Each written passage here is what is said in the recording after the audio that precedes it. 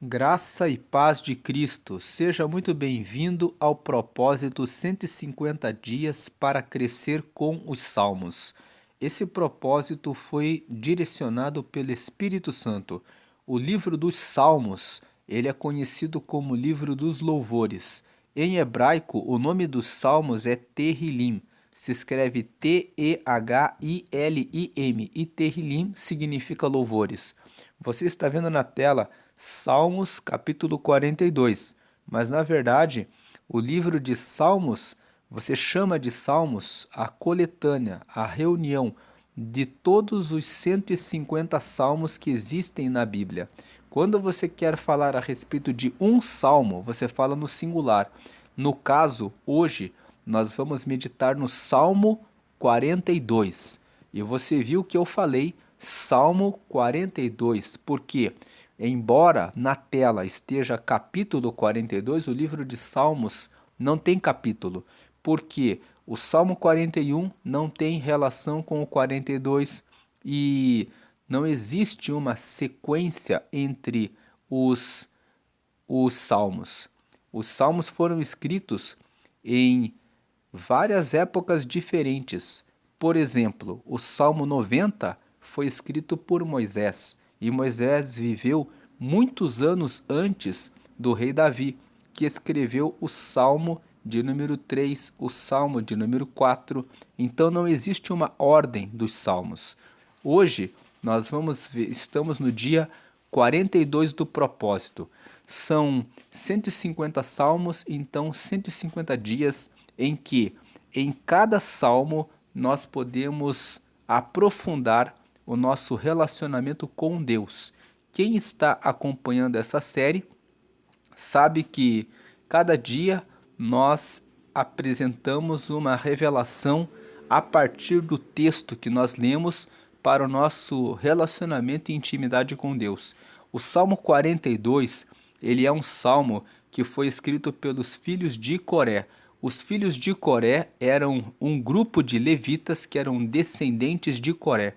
Você vai no livro de Números e lá fala a respeito de Coré. Ele era um dos levitas que adorava a Deus. Os filhos, os descendentes dele, depois, reunidos, escreviam composições para louvarem a Deus no templo. E o Salmo 42 é o primeiro salmo que eles escrevem. Depois eles escrevem o Salmo 40, até o Salmo 49, foram eles que escreveram. E eles também escreveram alguns salmos de número 84, 85 e 87 e 87. Foram escritos por eles. Então, hoje, o Salmo 42 nos ensina que os filhos de Coré escreveram aqui esse Salmo 42 dizendo o seguinte, versículo 1: Como o cervo brama pelas correntes das águas, assim suspira a minha alma por ti, ó Deus. O cervo é também chamado de veado. Ele é um animal de quatro patas que tem um pequeno chifre e que ele corre. E quando você estuda sobre os veados, sobre o cervo, ele é um animal que consegue sentir o cheiro das águas a muita distância. Nós sabemos que, para nós, seres humanos, a água não tem odor, ela não tem cheiro. Mas o cervo, ele consegue, pela busca das águas, ele consegue sentir onde as águas estão e ele consegue correr em direção às correntes das águas. E como os filhos de Coré fazem essa observação na natureza, eles entendem que o cervo consegue ouvir onde estão as correntes das águas e consegue, pelo ruído das correntes, encontrar onde estão as águas. Ele fala assim: assim como o cervo brama, assim como ele busca pelas correntes das águas e ele corre, quando ele escuta o som das correntes das águas, ele vai no caminho certo. Ele fala assim também: a minha alma suspira pelo Deus vivo. Então ele fala assim: como o servo brama pelas correntes das águas, assim suspira a minha alma por ti, ó Deus.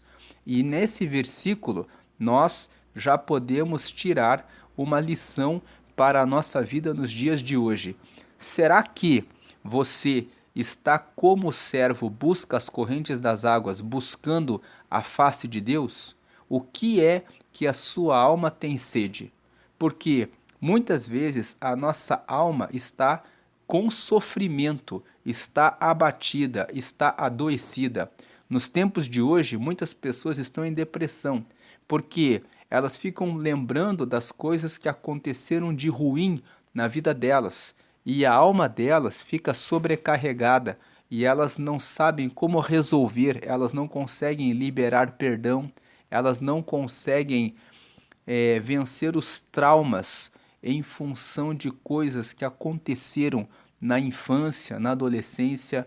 As pessoas estão com dificuldades de resolver os ataques que sofreram como bullying no passado. Tem pessoas que estão presas a coisas que ocorreram em função dos pais, em função dos familiares, em função de professores quando foram humilhados na escola em razão de apresentação de algum trabalho e elas dificuldades com a alimentação, têm barreiras em relação a comer alguma coisa. Outro dia vi uma jovem dizendo que tem nojo, que tem raiva de beterraba, porque o pai dela disse quando ela era criança, que ela tinha que comer beterraba. Então ela fala que eu detesto beterraba. Essas coisas que são barreiras, bloqueios, porque a beterraba está ali na natureza, é um alimento que você pode se alimentar da beterraba, mas a pessoa tem raiva disso.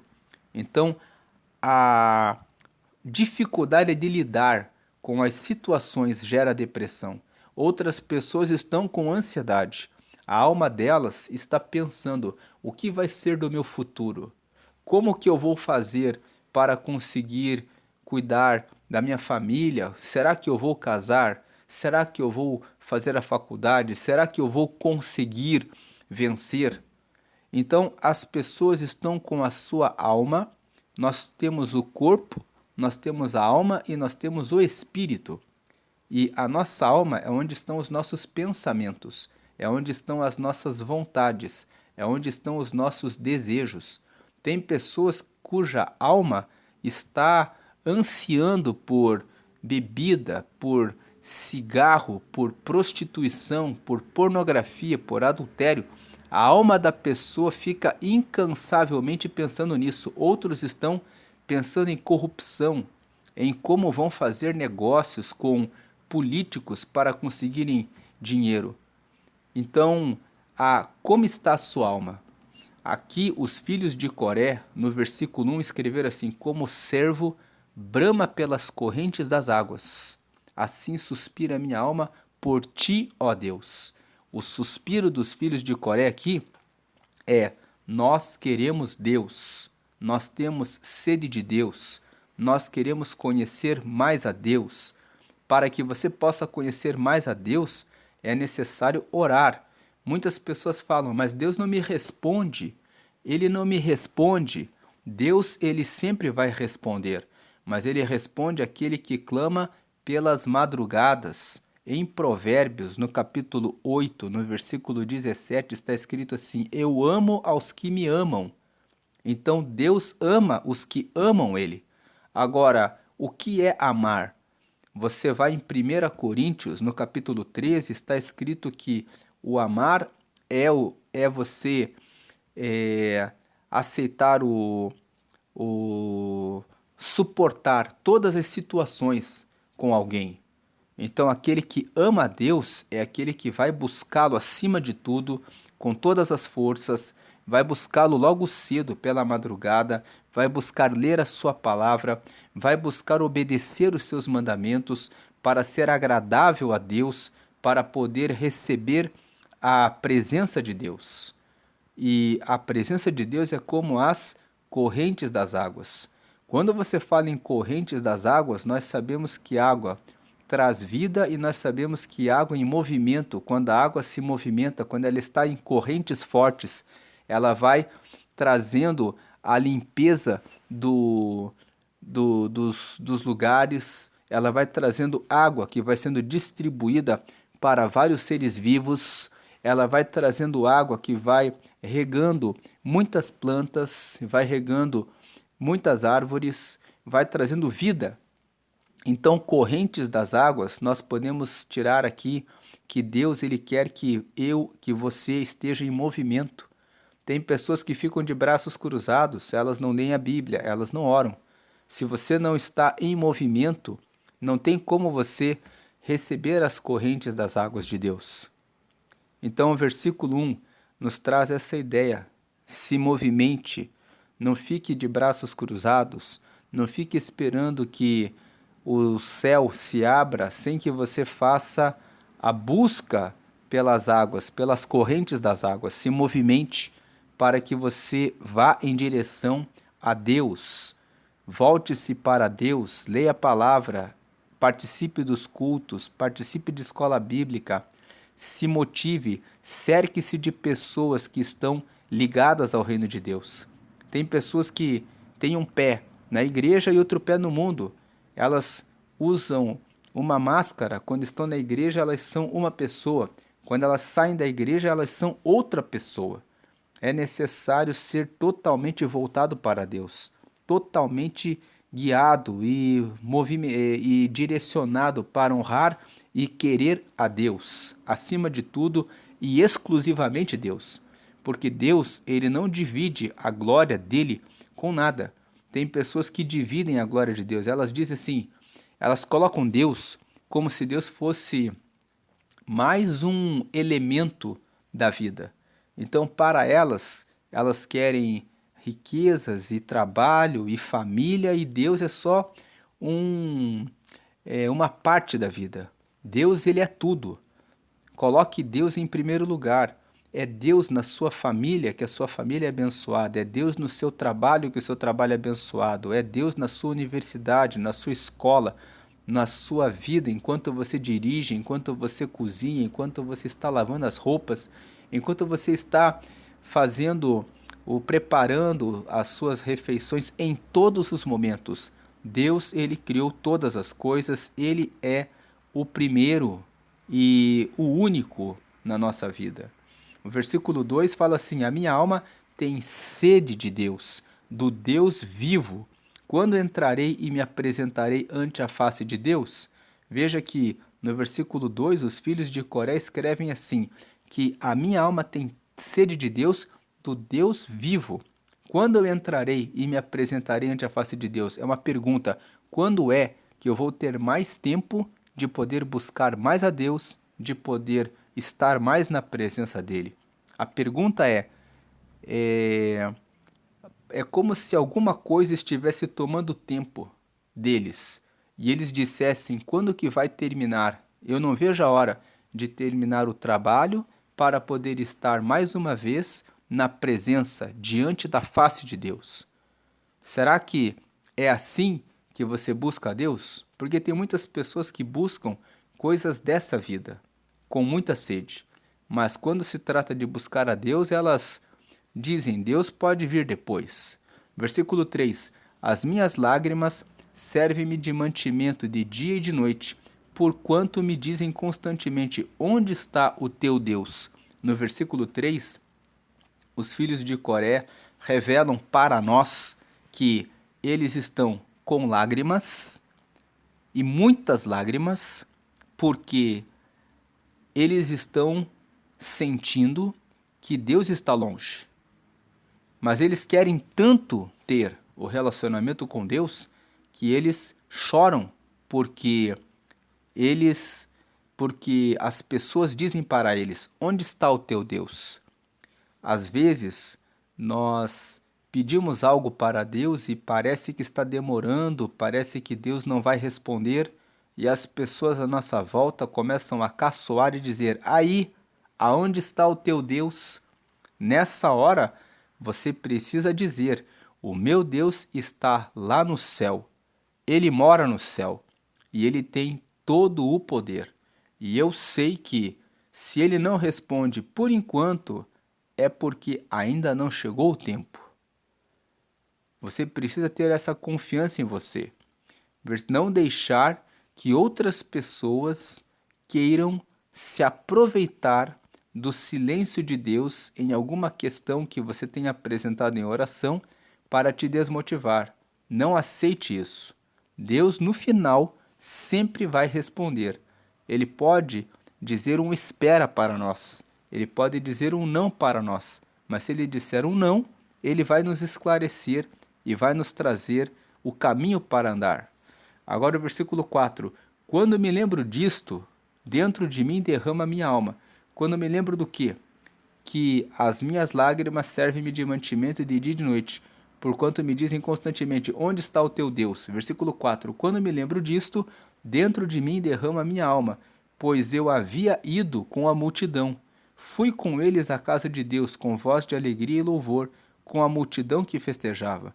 Veja que o versículo 4 mostra que os filhos de Coré tinham ido com a multidão. Provavelmente, pelo texto que nós lemos, ele estava falando a respeito daquelas festas que o povo de Israel fazia, que o povo de Israel faz festas. E eles muitas vezes fazem peregrinações para Jerusalém. E eles se reúnem em multidões para irem para essas festas. E os filhos de Coré estão dizendo aqui que quando eu me lembro disso, quando eu me lembro que eles choram de dia e de noite porque estão buscando a Deus, eles dentro deles derramam a alma, pois ele fala assim no versículo 4, pois eu havia ido com a multidão. Ou seja, eles foram com várias pessoas, com muitas pessoas para adorar a Deus. Eles foram até a casa de Deus com voz de alegria e louvor, com a multidão que festejava. Mas só que eles não estavam sentindo que Deus estava com eles. Aqui, nesses versículos 3, lendo junto com o 4, nós tiramos outra lição. Muitas vezes nós estamos no meio da congregação, muitas vezes nós estamos no meio de uma marcha para Jesus, muitas vezes nós estamos no meio de muitas pessoas reunidas que estão cantando louvores a Deus, mas nós, na nossa busca, estamos nos sentindo sozinhos. E aqui os filhos de Coré dizem: eu fui com eles, eu fui com a multidão, mas eu fui chorando, derramando a minha alma, lembrando que eu estou no meio deles, mas eu sinto que Deus não está comigo. Então, os filhos de Coré estão num momento difícil, num momento de abatimento. Agora vem o versículo 5, que fala assim: por que estás abatida, ó minha alma? E por que te perturbas em mim? Espere em Deus, pois ainda o louvarei na salvação da sua presença. Muitas vezes a nossa alma fica assim, em aflição, em angústia, em desespero, sem saber por que nós estamos assim. E os filhos de Coré estavam passando por essa situação, mas eles colocaram uma certeza: espere em Deus, eu ainda o louvarei na salvação da sua presença. Glória a Deus por isso. Eles revelam que têm confiança de que Deus vai responder a eles. Versículo 6: ó meu Deus, dentro de mim a minha alma está abatida, portanto lembro-me de ti desde a terra do Jordão, e desde o Hermon, e desde o pequeno monte.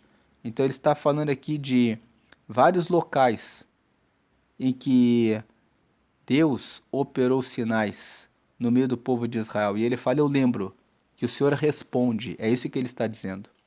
Agora o versículo 7 fala uma coisa: um abismo chama outro abismo. Ao ruído das tuas catadupas, todas as tuas ondas e vagas têm passado sobre mim. Então ele está dizendo assim: quando você está numa situação de depressão, quando você está numa situação de doença, quando você está numa situação difícil financeiramente, quando você está muito triste ou quando você está muito doente, parece que um abismo chama outro abismo. Ele está dizendo: algo ruim chama mais coisas ruins. Mas ao ruído das tuas catadupas, todas as tuas ondas e vagas têm passado sobre mim. Ele está dizendo que a impressão que ele tem é que Deus deu ordem para que várias ondas e dificuldades passassem sobre ele. Mas ele fala no versículo 8: contudo, apesar de parecer que é o Senhor que está fazendo as ondas passarem por mim e as vagas, ou seja, as dificuldades passarem sobre mim, apesar de parecer isso, contudo, o Senhor mandará de dia a sua misericórdia. Em outras palavras, eu sei que o Senhor, mesmo no meio desse abismo aí, vai ter misericórdia. O Senhor ainda vai revelar algo novo que vai ser bom. Misericórdia é uma palavra que é formada por duas palavras, miséria e cordes, que significa coração. A ideia de misericórdia é alguém que abraça o miserável com o coração. Então, alguém que está na miséria. É como se Deus estendesse o braço, pegasse o miserável e trouxesse para perto do seu coração, o seu cordes. Então, misericórdia significa bondade de Deus.